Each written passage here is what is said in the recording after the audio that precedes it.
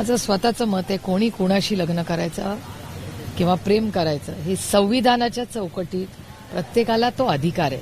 त्याच्यामुळे असे काही विषय आज राज्यासमोर आणि देशासमोर खूप मोठी आव्हानं आहेत.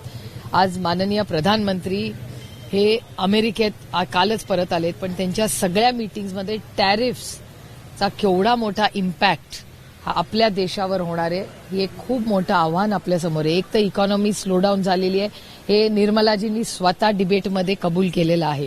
त्या स्वतः म्हणाल्या की 6.2 ग्रोथ रेट राहील. फिस्कल डेफिसिट मॅनेज करण्यासाठी आरबीआयकडून जवळपास 2.5 लाख कोटी रुपयाचे डिव्हिडंड्स. आता असं काही तज्ज्ञ म्हणतील की अरे डिव्हिडंड्स घ्यायला काय हरकत आहे.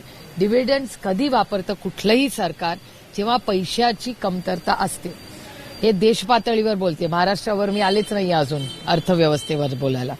पण देशाच्या मध्ये बजेटमध्ये फिस्कल मॅनेजमेंट कमी ठेवण्यासाठी या सरकारने सातत्याने दरवर्षी आरबीआयकडून प्रचंड पैसे 2.5 लाख कोटी रुपयाचा निधी आत्ता घेतलेला या बजेटमध्ये. आणि या सगळ्या गोष्टी काही काल्पनिक नाही आहेत. हा डेटा सगळा आरबीआयकडे आहे आणि निर्मलाजी स्वतः त्यांच्या भाषणात राज्यसभेत आणि लोकसभेत त्यांनी कबुली केली की हो, या सगळ्या गोष्टींसाठी आम्हाला अशा गोष्टी कराव्या लागणार आहेत. आणि त्याचबरोबर काल आलेला टॅरिफ, मार्केट किती खाली गेलं हे तुम्ही सगळे बघताय. देशात सेंटिमेंट काय आहेत, बेरोजगारी वाढत चालली आहे, एमएसएमईचे प्रॉब्लेम्स आहेत.